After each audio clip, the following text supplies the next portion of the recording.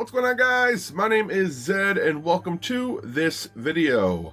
Today I'm going to be re-recording this video because the first time I did it, apparently the editing in the video got completely and utterly fucked up. And not a single one of the people I would consider my friends, no longer would I consider them that, told me that the editing was fucked up in the video. So I'm here to re-record it. I'm going to try to do the video a bit differently. Hopefully it's a bit more entertaining. But the criteria for this, the movies have to be something about isolation or survival or disease, something of that nature. But without any further ado, these are the 12 movies I think you should watch in isolation. Enjoy. This list is obviously opinionated. There are tons of movies that you could shoehorn into the category that I set up. Movies like Alien or Home Alone, Contagion, 10 Cloverfield Lane. There are so many movies that you could include on this list, but this is my personal list of movies that I would recommend. I feel like there's a little bit of something for everybody on this list, and there's a lot of movies that I do really highly recommend, like The Martian or Rear Window, The Thing. I love these movies and I want everyone to watch and enjoy them during this really difficult time. So yeah, enjoy. Before I move on to the movies that I actually own on physical, we're going to go over the movies that you can find on the internet, on Netflix, stuff like that. First out the gate, we have Outbreak, which stars Dustin Hoffman and Morgan Freeman, and it's basically about a group of army doctors who are searching to find a cure for a disease that has stricken this small California town. It was brought to the States by an African monkey, and it's a crazy journey. It's one of those things, or one of those movies that when you watch it, especially during a time like this, that it really makes you thankful that we don't have it worse, because it could be so much worse. So yeah, that's Outbreak. Next up, we have 28 Days Later. This movie is a post-apocalyptic movie that is based out of the UK when a virus kills most of the inhabitants and creates these zombie-like creatures that are just rage-induced. I believe in the movie they call it the Rage Virus. There is a sequel to this movie, 28 Weeks Later. I don't recommend that unless you enjoy the first one, but if you're going to watch the first one, why not watch the second one?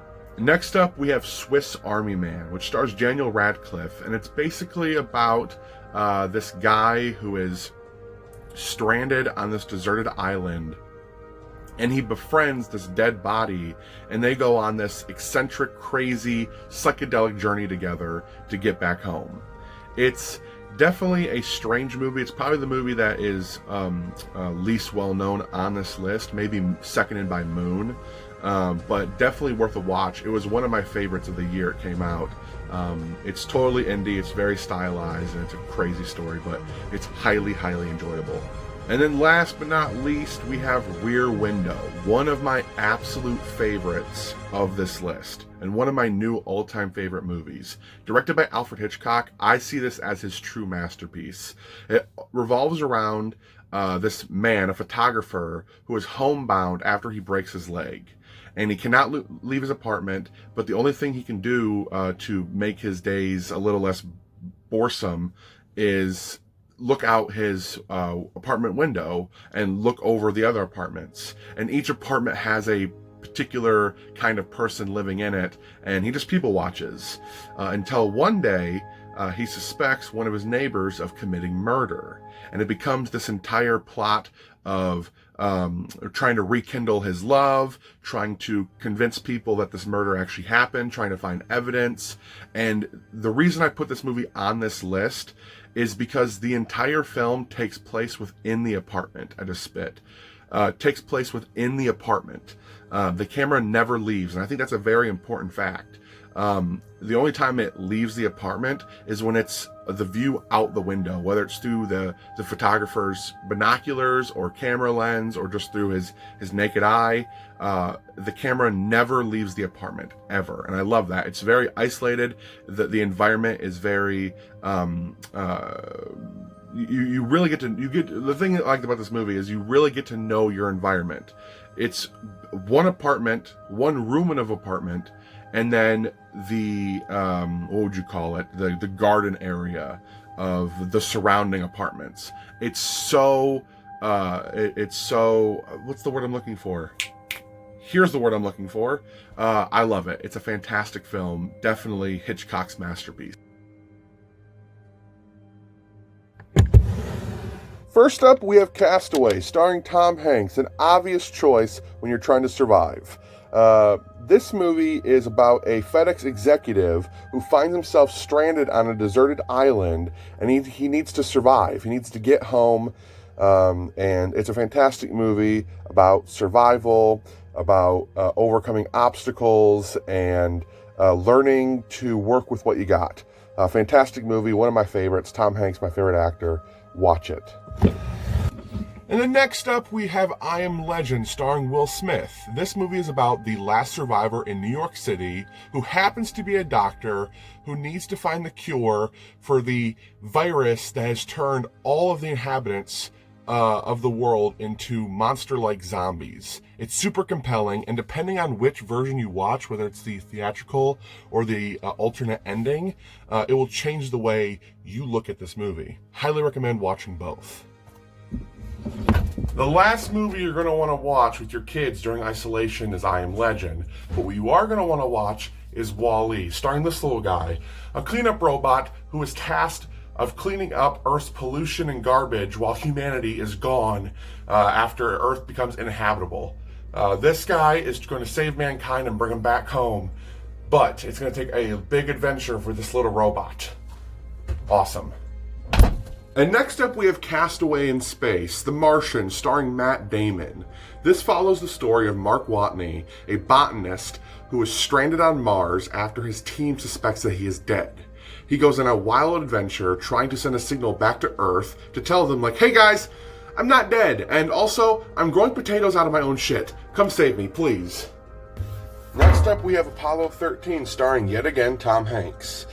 This movie follows the Apollo 13 mission as the onboard instruments and navigation systems all short circuit and leave 3 astronauts hurtling through space towards the moon. It's a great story. It's a true story, and one that's one of my favorites. So yeah, definitely give it a watch. Next up, we have Gravity, starring both Sandra Bullock and George Clooney. 2 astronauts who are working on the space station are out on an average spacewalk when tragedy strikes. Now, these 2 astronauts are tethered together, flying through space, and all they have is each other to survive. It's a very compelling story. I really enjoy this one. Definitely give it a watch. Next up, we have The Terminal, starring yet again Tom Hanks. It's about this guy right here who gets caught up in conflicts of war. He can no longer go home, but he can also not enter the United States. So he's stuck in JFK Airport where he must live and try to survive for the foreseeable future. Next up, we have Moon, starring Sam Rockwell. This movie is a bit strange, but basically, it's about an astronaut who is on the moon gathering resources, trying to solve Earth's energy crisis. And along the way, he meets a couple familiar faces. It's an interesting movie. It's definitely kind of polarizing. I've heard people that love this movie and hate this movie. I follow in the category of, it's okay, it's worth the watch, just because of how strange the concept is. The Moon.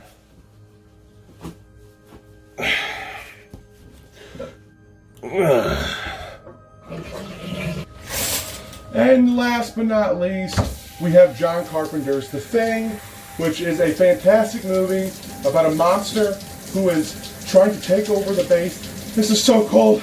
Oh my god.